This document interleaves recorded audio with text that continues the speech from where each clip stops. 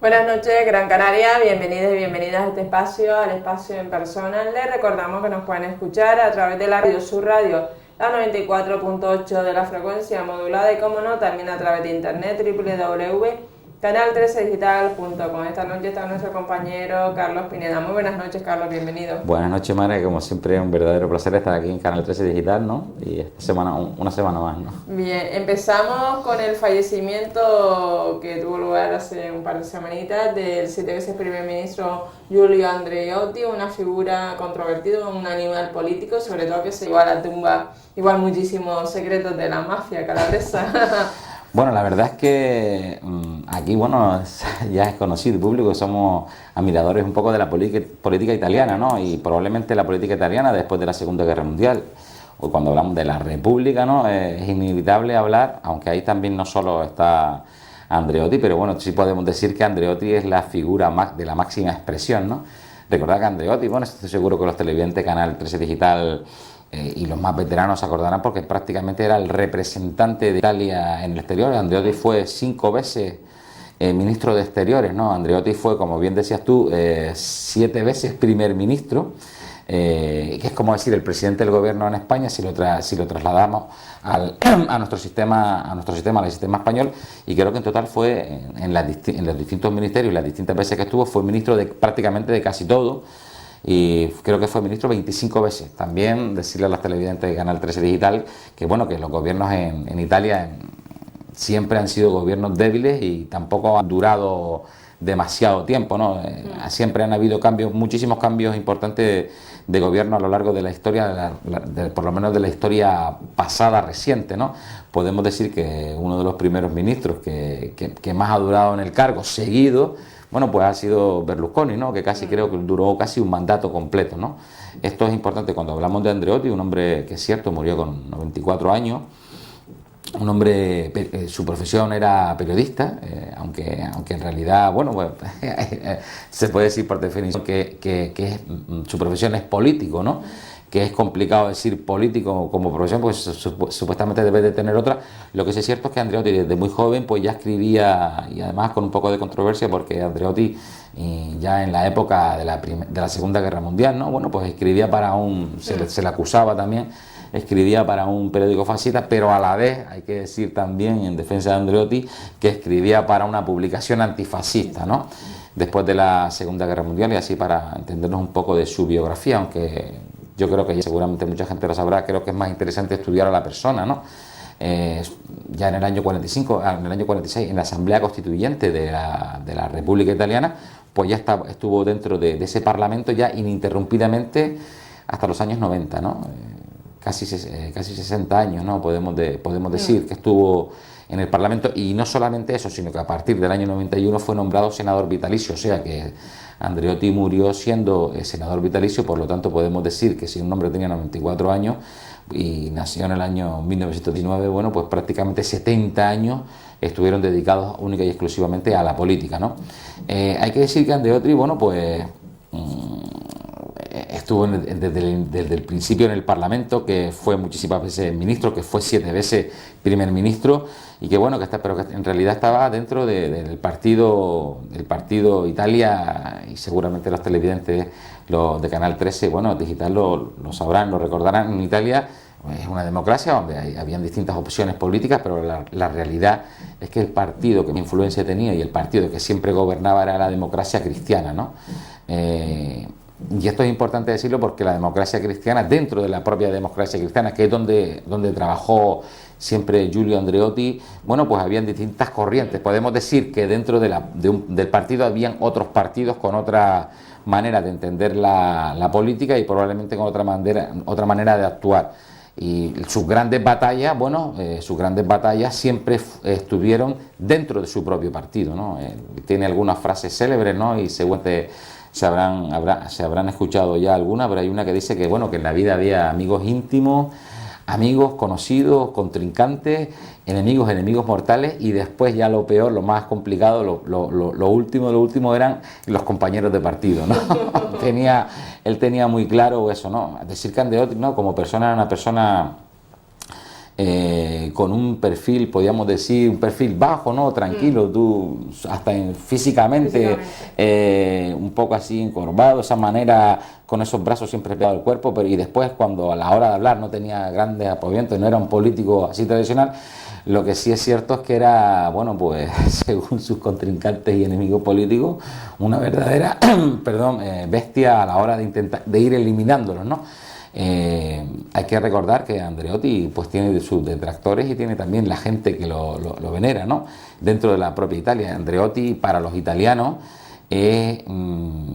podemos entenderlo como si fuese alguien más de la familia, porque estuvo dentro de sus familias en los medios de comunicación, en las televisiones, a través de la política durante más de 70, casi 70 años.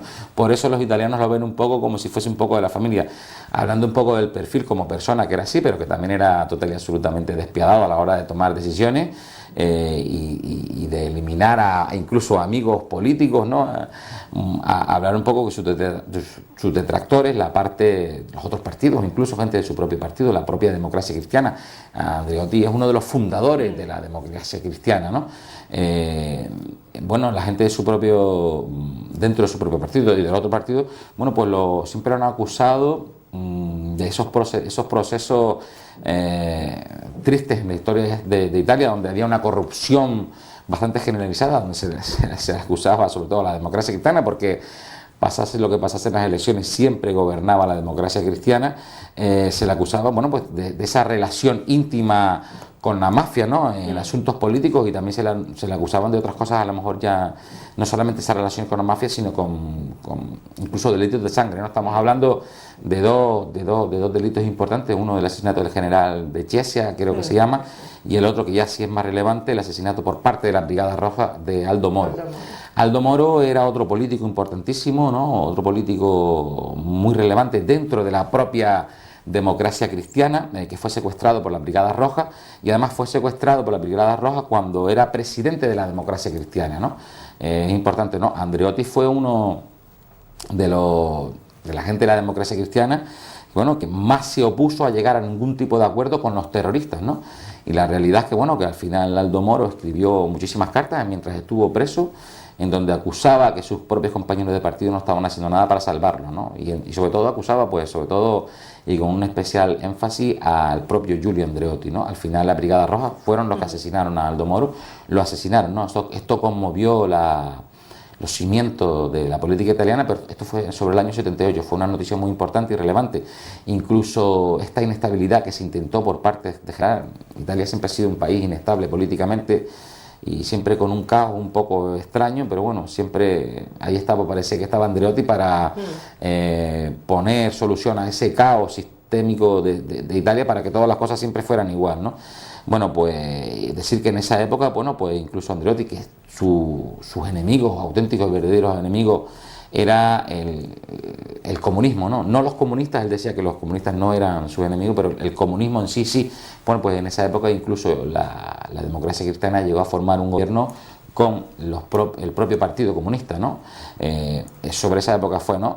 Esto es de lo que le acusan sus detractores. También se le acusan de otras muchísimas cosas más que sucedieron, todos estos hechos anteriores al año 1980, porque cuando en los años 90 salta lo de Manos Pulita, lo de los pentidos, los arrepentidos de la mafia, cuando los jueces toman en serio y toman cartas en el asunto, bueno, pues de repente empiezan a ingresar en prisión miles de mafiosos, muchos políticos caen en desgracia, porque bueno, había sido corrupto y se demostró. Bueno, pues Andreotti no se salvó y también fue procesado, ¿no? Además fue procesado en un juicio muy renombrado, y seguramente algunos televidentes de Canal 13 Digital lo recuerdan. Bueno, fue en Palermo, ¿no? Por el Tribunal de Palermo, ¿no?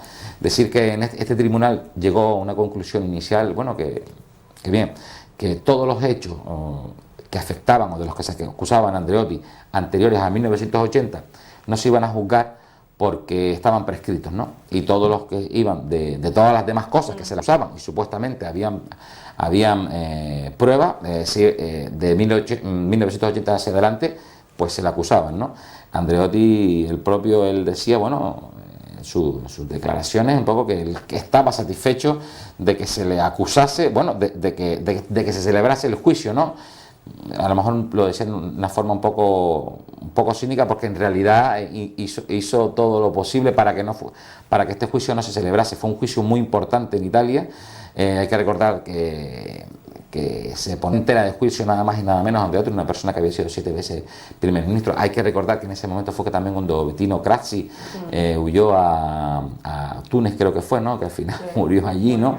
Bueno, pues un poco, pues él no huyó y Bettino Craxi poco tiempo estuvo en el gobierno. En el último momento el Partido Socialista Italiano y la Democracia Cristiana incluso pactaron, ¿no?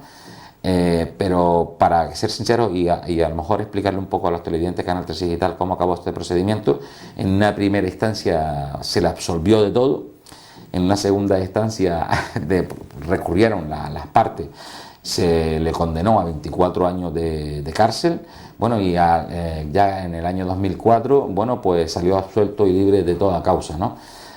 Esta es un poco la historia de Andreotti, y cuando nosotros hablamos de Andreotti, un político muy conocido en todas las esferas internacionales, un político muy conocido sobre todo en las esferas políticas europeas, porque fue muchas veces primer ministro y fue 5 veces ministro de Exteriores. También, bueno, pues decir un poco que Andreotti no podemos destacar como en otros políticos, ¿no? Si nosotros a lo mejor hacemos referencia, a lo mejor habláramos de políticos internacionales importantes, ¿no? De Gorbachev, ¿no? Podríamos decir, bueno, pues fue el que inició la perestroika, o por Adenauer, o por Gasperi, fueron los que iniciaron la Unión Europea, o otros tipos de políticos, como Ronald Reagan, ¿no? Ese afán de atacar y eliminar el comunismo, todas estas cosas que hicieron, o la propia Margaret Thatcher. De Andreotti no podemos decir, resaltar una cosa en concreta en común. Hay que decir que todos estos políticos de los que yo he hablado, bueno, pues si los sumamos todos, a lo mejor no llegan a tantos años en política como al final estuvo Andreotti, ¿no? Andreotti, un hombre que estuvo casi 70 años en la política, ¿no? Pero sí podemos decir que Andreotti también, con ese perfil de cómo era, o singular y particular, bueno, pues que fue capaz de mantenerse al frente del poder, podemos decir, fue capaz de estar al frente siempre en una posición de ventaja respecto a sus propios compañeros de partido en la propia democracia cristiana. Estuvo desde el inicio en la democracia cristiana. El partido que antecesora a la democracia cristiana en Italia era un partido que se llama Popular de Italia o algo así, y después pasó a denominarse así, o mucha gente, y decir que después de la disolución de la democracia cristiana, estando vivo el propio Andreotti, después de más de 50 años, bueno, pues se formaron los nuevos polos que hay. A partir de eso se formaron los nuevos polos que hay ahora en la política italiana, ¿no? Decir que la democracia cristiana, ya para acabar, bueno, era un poco un partido sistema, ¿no? Era un partido sistema donde habían distintas corrientes y donde la gente lo votaba, ¿no? Un partido sistema que además acabó con muchas ideologías, entre otras cosas porque las intentó asumirlas casi todas, ¿no? Yo creo que al final darle el pésame a la familia, ¿no? Reconocer, bueno, el trabajo que hizo, que hizo a lo largo de la historia por su país, por la Unión Europea también, ser también sincero, ¿no? Y decir que, bueno, que salió de lo que se le juzgó, salió inocente, y esas cosas también hay que reconocerle, y que, bueno, que los italianos, pues muchos los echarán de menos, ¿no? Otros a lo mejor no tanto, pero esta es la realidad de Andreotti. Un hombre muy complejo, un hombre que pensaba mucho, un hombre de una talla intelectual muy importante, muy culto. Quizá las nuevas generaciones políticas en Italia no tienen absolutamente esos niveles de cultura o de intelectuales que podrían a lo mejor tener algunos otros representantes, como son el caso concreto de Andreotti, aunque también Andreotti es algo así, un monstruo, como decías tú, de un poco de la política. Yo creo que es importante resaltarlo, ¿no? Además que los italianos lo viven de un modo apasionado, ¿no? Pasional. Sí, los italianos casi todos lo viven de modo apasionado, ¿no? Lo que sí es cierto, ¿no? Y cuando nosotros hablamos, no podíamos marcar una cosa concreta de la gestión de Andreotti. Él tenía sus líneas rojas, ¿no? El hombre era muy religioso, el hombre... Habían cosas sobre las que no se podía discutir y el resto se podían discutir. Y los cimientos, las líneas rojas que él ponía eran la alianza, en primer lugar, la democracia cristiana, ¿no? Cualquier cosa que pudiese afectar a la democracia cristiana, de eso no se podía, él no la aceptaba para llegar a un acuerdo con otra formación, para formar gobierno, para cualquier cosa. Otra cosa era la alianza del Atlántico Norte, o sea, la OTAN. Era un anticomunista consagrado y pensaba que era un peligro real, ¿no? En Italia el segundo partido más importante en los primeros años de la República Italiana era el Partido Comunista, ¿no? O sea, su verdadero contrincante político. También esas inherencias que intentaba hacer la Unión Soviética, en esa inestabilidad que quería generar en los países que no eran comunistas de Europa, bueno, pues también él estaba, por eso era un defensor auténtico de la OTAN. Y otra cosa sobre la que no se podía discutir o cambiar, que era otra de sus líneas rojas, era el Vaticano, ¿no? También lo llamaban, hay que decir, recordar algunos de sus motes, o como lo llamaban, le llamaban el Papa Negro, o también le llamaban Belcebú, ¿no? Creo que Craxi le decía así, que es como decir un poco el demonio, aunque al final pactaron y gobernaron conjuntamente, ¿no? Esa es un poco la historia de Andreotti. Pero lo que sí es cierto es que cuando hablamos de la historia de Andreotti hablamos de toda su república, hablamos de la república, de la primera república italiana, y tenemos que hablar de los avances que han habido en Italia, avances muy importantes. Si nosotros hablamos de Italia, un país que intervino en la guerra, es cierto que primero con un bando, después con otro bando, un país que dentro de Europa, donde había un desánimo importante después de la Segunda Guerra Mundial, hay que recordar que Italia es una de las primeras potencias mundiales económicas, uno de los países industrializados más importantes, un país muy relevante en la escena internacional, y Andreotti estuvo al frente de ese país durante muchísimas ocasiones, y algo tendrá que ver también eso, ¿no? Yo creo que también, pues a lo mejor quedarnos con eso y recordarlo, y sobre todo, bueno, pues darle el pésame a su familia, ¿no? El Italia entero. También, exactamente, ¿no? Otro tema importante, Carlos, es el tema de que Europa solicita a España un contrato único abierto donde no se diferencia entre trabajadores indefinidos y temporales. ¿Qué te parece el tema? Aunque ya Bañez ha dicho que es anticonstitucional. Bueno, esto del contrato es una cosa un poco extraña, ¿no? Para que nos entendamos, es cierto que lo que ha dicho el comisario de la Unión Europea ha conseguido, bueno, una cosa curiosa, y es poner de acuerdo al Partido Socialista, al Partido Popular, al gobierno, a los sindicatos, y creo que incluso no sé, y a más colectivos, ¿no? Los ha puesto de acuerdo en todo, decir que no, que eso no sirve, ¿no? Lo que es cierto que en España, cuando nosotros hablamos de la modalidad contractual de las empresas, y ahí después pondremos algunos ejemplos de otros países que tienen otro sistema. Cuando hablamos de esto, nosotros en España, queramos reconocerlo o no queramos reconocerlo, tenemos una tasa de paro que está cerca al 26% o lo supera, ¿no? Probablemente en Canarias estamos al 34%, ¿no? Decir, ¿no?, que nuestro sistema laboral, nuestros contratos laborales prácticamente se han mantenido iguales a lo largo, vienen prácticamente de la época casi de la dictadura, ¿no? Se han modificado cosas puntuales, pero en realidad, en síntesis, pues no. Esto es una realidad que está ahí y que es inamovible, ¿no? Y otra cosa que decir, no, bueno, porque también escucharemos voces y muchas voces diciendo, no, esto es que si modificamos el contrato laboral no va a pasar absolutamente nada. Si nosotros queremos que se reactive la economía, lo que tenemos que hacer es inyectar dinero en el sistema, ¿no? También se está oyendo eso, ¿no? Bueno, sí, claro, si nosotros inyectamos en el sistema de dinero, bueno, pues habrá que sacarlo probablemente de emitir deuda pública, o sea, endeudarnos más, y también tendremos que tener en cuenta que, bueno, que eso es limitado, ¿no?, hasta cierta medida. Esta es una realidad. Una de las cosas que nosotros vemos en España es en realidad, la modalidad de contrato. Cuando se habla de contrato único, es una cosa también un poco teórica, tampoco te marcan unas líneas exactas, ¿no? Yo creo que habría que iniciar por lo menos un debate o intentar llegar a algún tipo de acuerdo para solucionar y para esta red tan extraña de los contratos que hay en España. Recordar que hay casi 50 modalidades de contratos en España, ¿no? Yo creo que son demasiadas, ¿no? Ni siquiera los expertos se ponen de acuerdo en cuántos tipos de contratos hay en España, pero básicamente podemos hablar de dos, ¿no? Que seguramente que todos los televidentes de Canal 13 Digital estarán de acuerdo, ¿no? Los dos básicos son prácticamente el contrato fijo y el contrato por temporada o tiempo o por determinado periodo, ¿no? Y la realidad también es que, bueno, que eso es una realidad, ¿no? Nosotros vemos como las empresas, lo primero que hacen, por ejemplo, en el sector turístico, ¿no? El sector turístico, y te pongo como ejemplo en Canarias, ¿no? Las empresas canarias, aquí nosotros en Canarias, las empresas que se dedican a la hostelería, que donde hay una temporada alta una temporada alta y una temporada baja, bueno, pues lo que hacen básicamente es contratar a gente de temporada, ¿no? Y siempre los que van al paro, los primeros que quitan las empresas, son la gente que están por temporada o por contratos por un tiempo determinado, no el contratado fijo, porque entre otras cosas porque cuesta mucho, bueno, pues despedirlo, ¿no? Y no se pone a lo mejor en valores de juicio otras cosas. Una empresa, cualquier empresa, si tiene una actividad económica determinada, ¿no? Y aquí hemos puesto a lo mejor ejemplo, una cantidad de dinero X, ¿no? Pues si disminuye su productividad o disminuye sus ventas porque hay una crisis económica o por cualquier otra causa, bueno, de los primeros trabajadores o los primeros contratos o la primera gente que deja de contratar son los contratos temporales, y no así, o a lo mejor a los contratadores, a los empleados más eficaces, ¿no? Aquí no medimos la eficacia, lo profesional que sea, lo productivo que sea, lo buen trabajo que sea, sino miramos, mire, usted es fijo, entonces usted se queda porque nos cuesta, y usted, aunque sea un trabajador excelente, o la persona que vaya a hacer este trabajo, es el que vamos a parar, ¿no?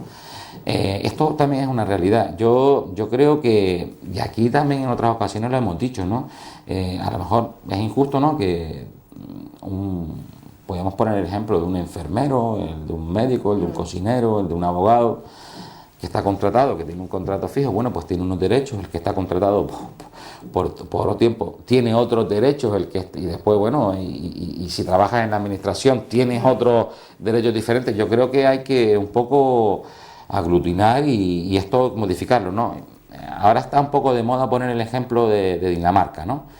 Dinamarca es un país que pertenece a la OCDE, un país que hace 20 años tenía una tasa de paro siempre por encima de la media de estos países a los que pertenece la OCDE, y la realidad es que modificaron, ¿no? Tú oyes a lo mejor creo que el propio embajador de Dinamarca en España lo dijo, que en Dinamarca todos los contratos son temporales, no hay contrato fijo. Es cierto que la empresa, pero claro, después lo explican también, ¿no? Es cierto que las empresas, si te quieren despedir, te pueden despedir, pero también te tienen que dar un plazo. Te dicen, mire, yo a usted dentro de 3 meses lo voy a despedir, ¿no?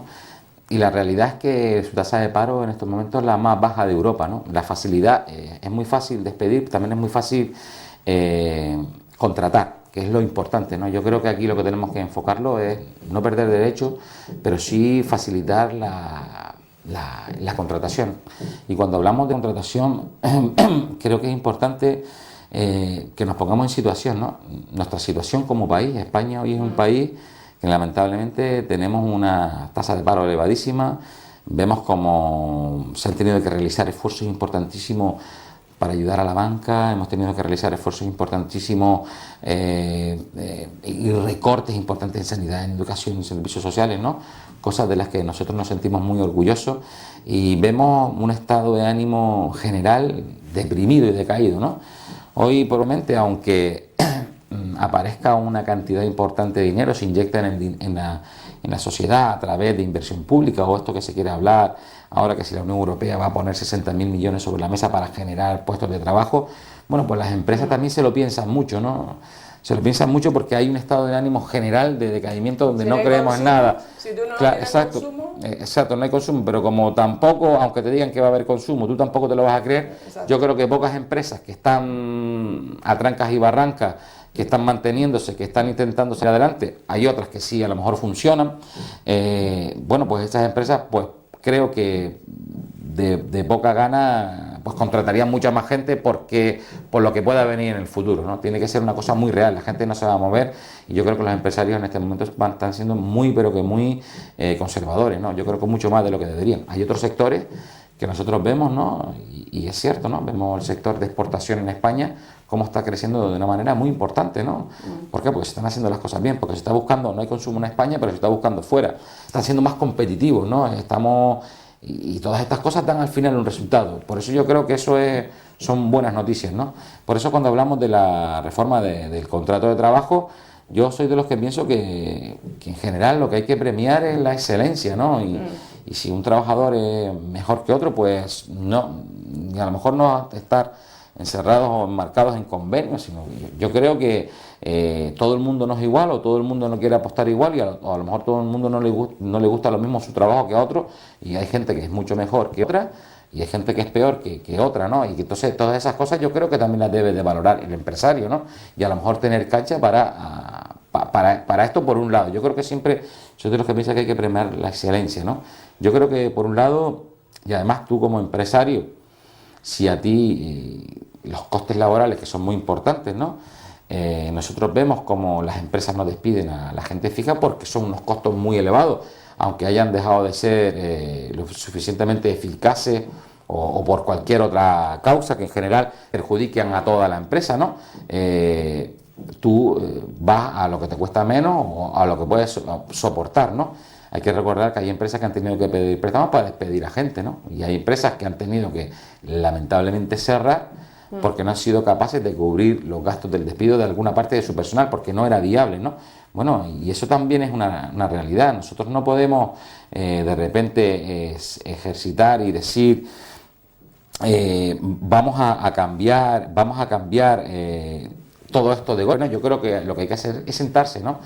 Y lo que es cierto y lo que es real, y es algo que también creo que es incontestable, es cuando nosotros hablamos de nuestro mercado laboral, algún problema tiene que tener, porque no es lo que se hace en otros países de nuestro entorno. Y otra cosa, ¿no? En momentos de crisis como estos tenemos una tasa del 20 y tantos %, por encima del 25%. Y mucho desempleo juvenil. Casi un 60%, pero que en épocas de bonanza, cuando íbamos al 3%, nuestra tasa de paro estaba por encima del 10%, ¿no? Tenemos un problema y hay que mirar y afrontar este problema. Yo no digo que la modalidad sea el contrato único o el despido libre, pero algo habrá que hacer. Lo que no se puede hacer es decir, estar en contra de esto no, en esto tampoco y en esto tampoco, y nos quedamos igual con una tasa de paro del 25%. Y algo que hacer, y algo habrá que hacer rápido. Yo creo que esto es importante. ¿Están viniendo señales de Europa? Vale, nosotros tenemos nuestra idiosincrasia y nuestra forma de ser singular, igual que el resto de los europeos, ¿no? Los alemanes son como son, los británicos son como son, los franceses como son, y nosotros los españoles también, ¿no? Pero sí entiendo que nosotros competimos en un mundo, y también entiendo que nuestras empresas tienen que tener también capacidad para competir, ¿no? Y a lo mejor si nuestro mercado laboral en estos momentos nos afecta demasiado a nuestra competitividad, tendremos que ser más eficaces y tendremos que modificarlo. Además, no está escrito en piedra lo que tenemos ahora. Yo creo que hay que sentarse y adecuarlo, ¿no? Lo veo complicado, lo veo difícil, porque enseguida las formaciones a lo mejor más de izquierda es lo que van a decir es que se le quieren quitar los derechos a los trabajadores, se les quiere eliminar, se les quiere borrar, se les quiere esto, ¿no? Yo creo que lo que hay que pensar aquí no son solamente los derechos de los trabajadores, sino también que hay que generar oportunidades para que esos 6 millones de parados se puedan incorporar al mercado laboral. Nosotros hemos visto en algunos sitios lo de los mini-jobs, hemos visto otras cosas también, ¿no? Bueno, pues alguna cosa habrá que hacer. Recuerdo una institución pública que entendía que le era incapaz de pagar todos los sueldos, ¿no? de los funcionarios y la gente que tenían contratada, ¿no? Su personal laboral, lo que se denomina el personal laboral, que están trabajando para una institución, pero que no son funcionarios de carrera. Bueno, pues no había dinero. Bueno, pues se propuso para no despedir a nadie, disminuir la jornada laboral y de esa manera repartir los recursos que tenían en todos esos trabajadores. Bueno, pues hubo gente que no estuvo de acuerdo, denunciaron eso, y como eso estaba en el convenio, al final no se pudo hacer, y lo que hubo que hacer fue despedir a personal, ¿no? Estas son cosas absurdas que han pasado, ¿no? Y estoy hablando en concreto de una administración en la isla de Gran Canaria, ¿no? Bueno, porque esta me llegó a mi conocimiento por las noticias, porque uno se informa aquí, pero estas cosas son increíbles, ¿no?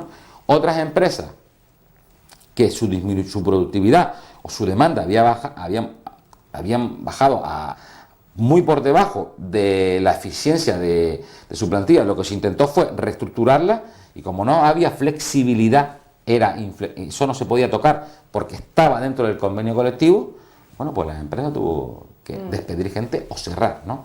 Bueno, pues estas cosas que parecen absurdas son cosas que han pasado aquí, Y no estamos hablando de cosas que hayan pasado hace 15 años, ¿no? Sino a lo mejor 15 meses, ¿no? Por eso es muy importante. Y detrás de cada parado pues hay una familia y hay muchos problemas. Y también yo entiendo, ¿no?, que desde las distintas ideologías políticas pues hay distintos análisis, ¿no? Yo creo que en estas cosas, como en otras muchas más cosas, se tienen que intentar llegar a acuerdos, ¿no? Y es importante, ¿no?, cuando nosotros vemos al gobierno que dice, bueno, vamos a intentar llegar a un acuerdo, vamos a llegar a un consenso, ¿no? Lo que no puede haber es una postura de decir, bueno, yo soy el gobierno y usted, vamos a llegar a un acuerdo, pero sin modificar nada de lo que yo digo. Y el otro dice lo mismo, al final no llegamos a ningún acuerdo. Y por eso yo creo que hay que llegar a un acuerdo y hay que negociar y hay que hablar, pero también hay que actuar, ¿no? Yo creo que es importante recordar todo esto, ¿no? Otro tema importante es el tema de Alemania, y sobre todo que esta semana pues había una encuesta donde el 79% Carlos, de los españoles consideran que la Unión Europea actúa en función de los intereses de Alemania y no del conjunto de los países miembros. ¿Cuál es tu opinión personal al respecto? Bueno, ya nosotros hemos hablado a largo y tendido, ¿no? Quizás también han demonizado a Angela Merkel casi tanto como a Andreotti, ¿no? Lo que sí es cierto es que en la Unión Europea somos lo que somos, ¿no? Cada país tiene su capacidad de influencia. La capacidad de influencia básicamente se mide por dos parámetros. Uno, por el parámetro económico, ¿no? Alemania es la gran potencia europea, es la que más aporta a las arcas europeas, no tenemos que olvidarnos de eso, y también a nivel poblacional, ¿no? El Parlamento Europeo, mientras más habitantes hay en un país, pues más representantes de ciudadanos tendrá en ese Parlamento, ¿no? Yo creo que en Europa en general todos van un poco a lo de cada uno, ¿no? Yo nunca he visto a lo mejor Italia defendiendo los intereses de Polonia, ¿no? Yo siempre lo he visto defendiendo los intereses de Italia, y Alemania los intereses de Alemania, y España, o como no puede ser de otra manera, los intereses de Alemania, e incluso Inglaterra o el Reino Unido, sus intereses, ¿no? Esto para empezar. Lo que sí es cierto es que ahora nos están afectando muchas cosas y muchas cosas en común, ¿no? Nosotros, dentro de las decisiones para solucionar estas cosas que nos están afectando se toman en la Unión Europea, ¿no? Muchos países que pertenecen a la Unión Europea, y sobre todo los países que pertenecemos a la zona euro, bueno, pues hemos pedido algo de soberanía al respecto en comparación a lo que teníamos antes, porque ya nuestro Banco Central Europeo, nuestro Banco Central como país no emite dinero, lo emite el Banco Central Europeo. El que pone el precio del valor del dinero es el propio Banco Central Europeo, no los estados, ¿no? Antes, pues a lo mejor cuando había demasiada emisión de deuda, lo que se hacía, una devaluación, se emitía más dinero, se ponía más alto el precio del dinero para disminuir la inflación, los datos de siempre, y estas decisiones ahora pues las toma el Banco Central Europeo, ¿no? Que hay que recordar que el presidente del Banco Central Europeo es Mario Draghi, que se supone que es una institución total y absolutamente independiente, ¿no? Y además yo creo que sí es independiente porque incluso el Banco Central Europeo ha tomado muchísimas decisiones en contra de las indicaciones de la propia Alemania, ¿no? Como fue en esos momentos duros y difíciles, cuando la deuda pública española estaba por las nubes, cuando no solamente Mario Draghi dijo que iba a hacer lo que fuese para rescatar el euro, entre una de esas cosas era la compra del propio bono del Estado español en el mercado secundario, no el que emitía el propio Estado. Bueno, pues esas cosas no le gustaron a Alemania y el propio presidente pues las hizo, ¿no? Esto hay que recordarlo, ¿no? Es importante recordarlo y decirlo. Bueno, yo creo que es un poco como todo, ¿no? Ahí cada uno mira por sus intereses, ¿no? Y lo que hay que llegar es a un consenso y hay que entender. Y sí creo que tiene que haber una tradición, ¿no? Nosotros a lo mejor a nivel europeo tiene que haber una tradición de los representantes nuestros, de cada país que van allí, de ser gente con la peculiaridad de ser capaces de dialogar y de llegar a acuerdos, ¿no? Nosotros vemos aquí como hay en algunos municipios, algunos políticos o políticas total y absolutamente en contra de cualquier cosa que haga el grupo de gobierno, que es total y absolutamente imposible. Yo creo que eso no se puede trasladar a la Unión Europea, ¿no? Porque enrocarte, encallarte en posiciones inamovibles no te llevan a nada. Hay que ser un poco flexibles, ¿no? Y yo creo que siendo un poco flexibles se pueden conseguir muchas cosas y hay que entender la posición de los demás. Por ejemplo, ¿no? Ahora, cuando estábamos criticando a Angela Merkel, o estábamos hablando de Angela Merkel tiene una cosa que para casi todos los políticos desagrada, son las elecciones en su país, ¿no? Ahora en septiembre, ¿no? Angela Merkel ha marcado una línea política clara, ¿no?, que ha sido la de los recortes, ha sido la de la austeridad, y es algo que también ha perjudicado a Alemania, ¿no?, en cierta medida, porque, bueno, Alemania, el 75% de todo lo que produce Alemania se lo vende a sus socios dentro de la Unión Europea, ¿no? En España hay recesión económica, por lo tanto nuestra capacidad para comprar a Alemania ha disminuido, por lo tanto le compramos menos, los franceses, los italianos y el resto, ¿no? Esto también está afectando a los propios trabajadores y a las empresas alemanas. Esto es una realidad, ¿no? Y claro, pero también los alemanes ponen en tela de juicio o ponen sobre la mesa lo que ellos siempre dicen, ¿no? Bueno, que sí se puede, que hay que gastar poco, hay que gastar bien, pero que no se puede derrochar, ¿no? Nosotros, y en España ha sido un país que en algunas cosas, bueno, pues no ha invertido como tenía que haber invertido, ¿no? Y donde se hicieron cosas que no se tenían que haber hecho, ¿no? Y podríamos hablar de la línea de AVE a todos los lados, y hemos visto como hay paradas o estaciones de AVE en las que no se para absolutamente nadie, ¿no?, que costaron muchos millones de euros, ¿no?, o aeropuertos, ¿no? Bueno, todas esas cosas no solamente se hicieron y se pagaron, sino que ahora hay que pagarlas y pagar sus intereses, ¿no? Y encima costear el costo de unas instalaciones a las que no se le está sacando partido. Bueno, también tenemos que meditar y ser un poco rígidos por ahí. Lo que sí es cierto es que Alemania de aquí a 6 meses, y mucho menos Angela Merkel, va a cambiar. Lo que no va a ser un político alemán, ¿no? Es difícil verlo en cualquier otro político también, pero menos en un alemán, conociendo como los conocemos, donde ellos tienen una línea y un enfoque, tienen una visión bastante estricta en el sentido de fotogramas. Ellos no tienen esa capacidad a lo mejor de ver toda la escena grande, sino son más lineales, que vaya a cambiar su postura, ¿no? Esa es una realidad. Hasta en las elecciones, ¿no? Cuando sean las elecciones, ya se están hablando de muchísimas, y además muchos países también de mucha relevancia. Vemos a Letta en Italia, vemos a Hollande, vemos a Mariano Rajoy, que están hablando, diciendo, oiga, vamos a reactivar la economía también, ¿no? Pero vamos a reactivarla bien. Yo creo que hay que reactivarla bien y hay que invertir en lo que nos va a hacer más eficaces y más productivos, y no en las cosas que nos van a generar más deuda pública.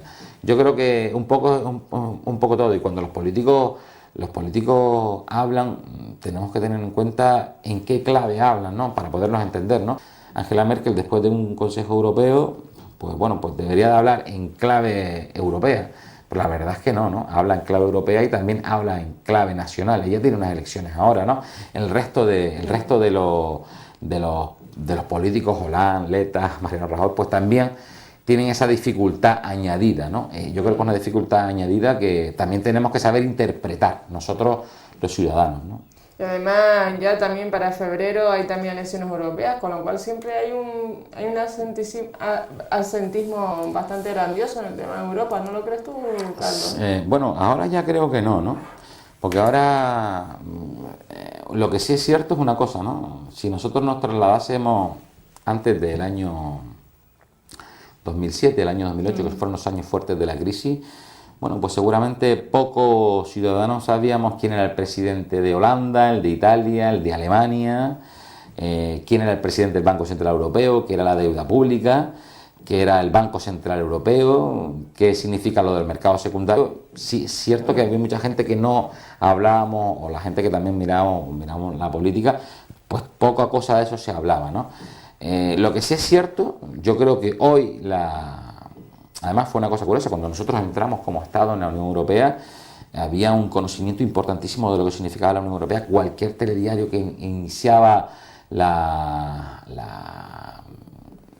ese telediario en ese momento, pues una de las primeras cosas que se hablaba el ministro de Exteriores, que llegaba a acuerdos con los ministros de la Unión Europea, del resto de ministros, las distintas trabas que habían en Europa. O sea, había un europeísmo absoluto, ¿no? Y después la realidad que ha habido un declive, ¿no? Un declive hasta este momento, donde hemos visto que las decisiones importantes y relevantes se toman en Europa y hemos vuelto a tomar esa conciencia de ciudadanos europeos también, ¿no? Y yo creo que es importante, ¿no? A lo mejor podemos pensar y decir, pues mira, que los alemanes quieren esto, los franceses quieren esta otra cosa, y los italianos ahora tienen esto, ¿no? Hoy sabemos todas esas cosas, ¿no? Antes a lo mejor no las mirábamos tanto. Yo creo que siempre es bueno estar informado. Y yo creo que, bueno, que ahora van a haber unas elecciones europeas y lo que hay que hacer es informarnos todavía aún más, ¿no? Y es cierto que la Unión Europea poco a poco cada vez más, bueno, pues va caminando hacia una unión no solo política, fiscal, económica, sino yo creo que también en muchas cosas sociales es muy importante, ¿no? Antes ibas de viaje a Europa, necesitabas tu pasaporte, ¿no? En algunos países necesitabas incluso visa, ¿no? Visado, ¿no? Hoy no hace falta con tu DNI, puedes ir a cualquier lado de Europa, casi puedes trabajar en todos los lados de Europa. Eso ha facilitado mucho la labor para muchísimos españoles que lamentablemente hoy están yendo a trabajar a otros países de la Unión Europea, que esto no era así antes, ¿no? Antes era mucho más complicado, ¿no? Y te vamos terminando, Carlos, también con dos preguntitas. Una, el bipartidismo está cayendo en picado, PP-PSOE. Está cayendo en picado, el PP ya lo sabemos, el PSOE desconocemos el por qué está cayendo en picado, también necesita oxígeno y renovarse, sobre todo que es la cúpula federal. Y después la tercera fuerza política es UPyD, seguida de Izquierda Unida. ¿Cómo ves este avance de estas dos formaciones, tanto UPyD, que los votantes del PP se han ido los votantes del PP se han ido al partido Rosa Díez y los votantes de Izquierda también se han ido a Izquierda Unida? Yo creo que los votantes, que ningún partido tiene, los votantes no son de nadie, ¿no? Cada uno vota a quien quiere.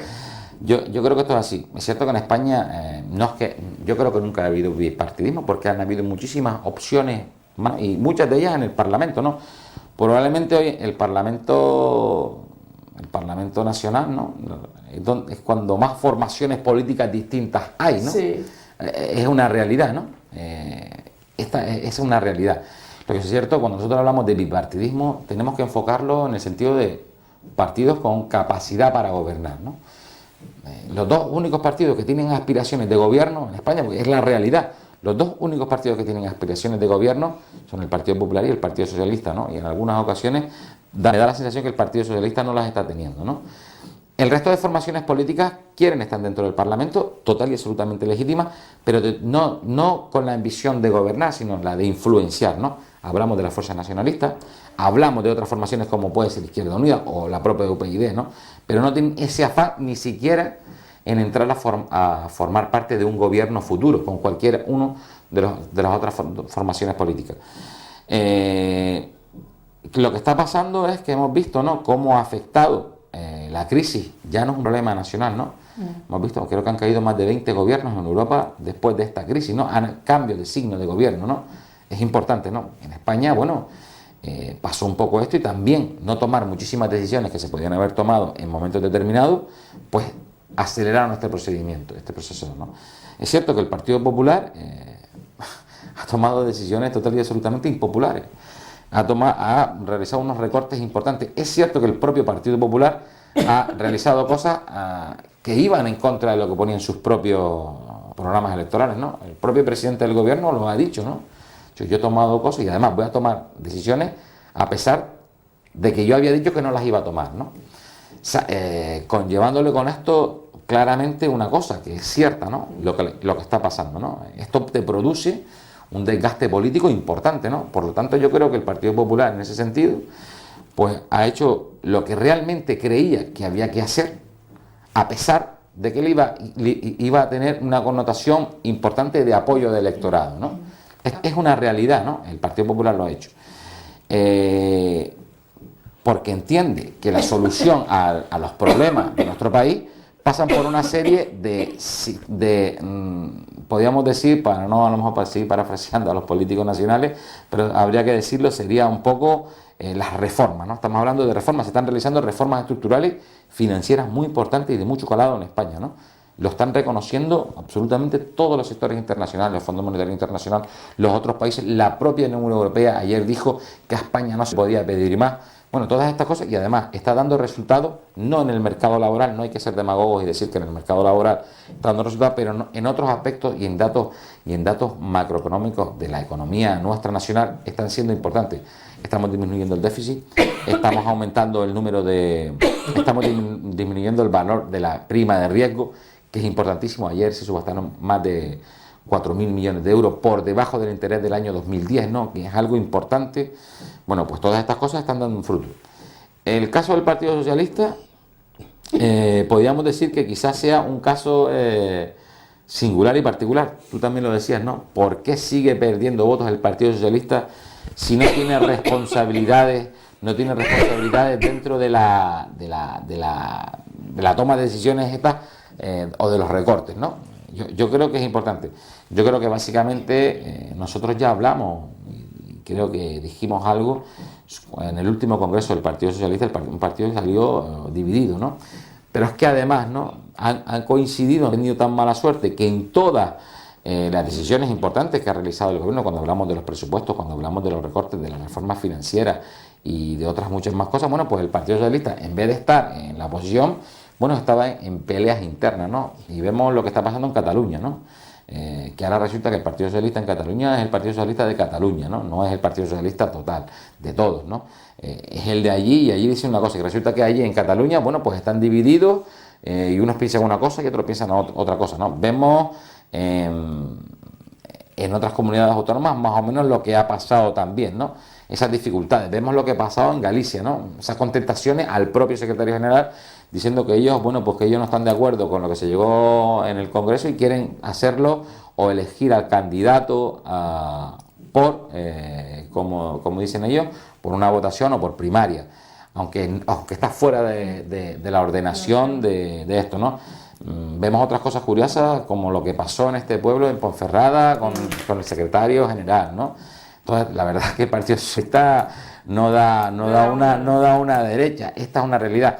Y también otra cosa que es incontestable es que el secretario general del Partido Socialista, bueno, pues Alfredo Pérez Rubalcaba, que creo que estuvo en todos los gobiernos y en todas las remodelaciones, siempre fue uno de los fijos de Zapatero, ¿no? Y no aquí, se puede. Y aquí mismo también a nivel insular, a nivel de la Comunidad Autónoma de Canarias, en Tenerife está el partido despedazado también. También, bueno, aquí en Canarias hemos visto también un poco lo que ha pasado, ¿no? Sinceramente, no sé qué es lo que tiene el Partido Socialista en la cabeza, pero sí creo que debería de empezar a tomar medidas. Yo entiendo que los partidos son muy complicados y muy complejos, ¿no? Quizás les hace falta un Andreotti, ¿no?, al Partido Socialista. Habría que pensárselo, sí. Sí, bueno, la verdad que no lo sé. joven. O a lo mejor, sí, o a lo mejor ya lo tuvieron, ¿no? No se sabe.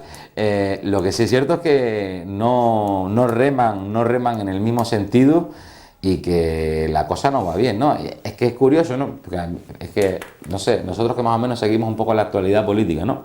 Y tú ves una encuesta, un Partido Socialista que lleva 15 meses fuera del gobierno y que en vez de subir pierde votos. Bueno, pues es una cosa y no es que... Pero no hacen nada para evitar esa caída. Y el partido que está en el gobierno lo que está haciendo es, bueno, pues recortando, siendo más austero, disminuir el gasto, bueno, y el Partido Socialista no avanza, o es bien porque los ciudadanos están bien informados y se dan cuenta que las políticas que hay que hacer son las del Partido Popular, o bien es que, bueno, el Partido Socialista pues no sabemos muy bien por dónde va, ¿no? De todas maneras, no me gustaría terminar sin decir que el Partido Socialista es un partido de mucho peso, un partido que tiene más de 130 años de historia, que ha gobernado muchísimas veces en España, que ha gobernado en muchísimas autonomías y de mucho nombre, ¿no? Y que dentro del propio Partido Socialista hay mucha gente muy importante y relevante, ¿no? Yo estoy seguro que al final el Partido Socialista buscará un candidato de consenso, ¿no? Que hoy por hoy no lo tienen, ¿no? No lo tiene. Y ya para terminar, Carlos, esta semana se cumple también el segundo aniversario del movimiento 15M, vuelve con el refuerzo de las plataformas, las mareas educativas, las mareas de sanidad, el tema de los desahucios también importantísimo. ¿Crees que el movimiento 15M se ha radicalizado o si por contrario ha perdido apoyo en la ciudadanía? Bueno, el movimiento 15M, lo que yo he vivido, ¿no? Yo creo que es un movimiento que se ha diluido total y absolutamente, ¿no?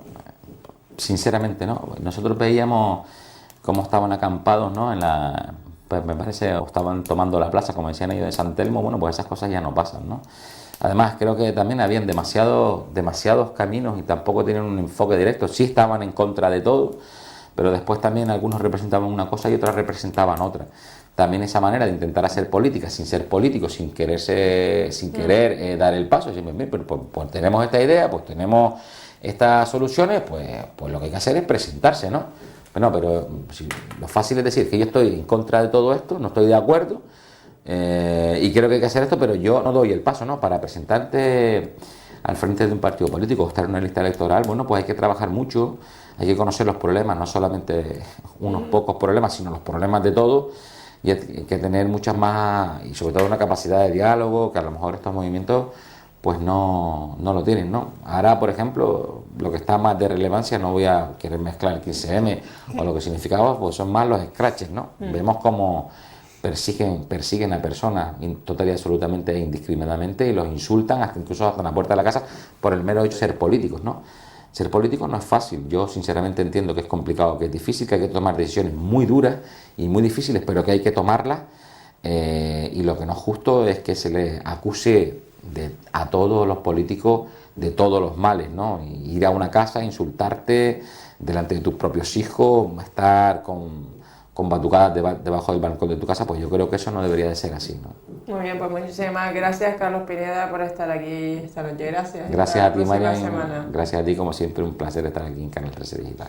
Esperemos que la entrevista con el compañero Carlos Pineda haya sido sagrado y también saber que esta entrevista será colgada pues próximamente en el Facebook de Canal 13 Digital. Muy buenas noches, Gran Canaria.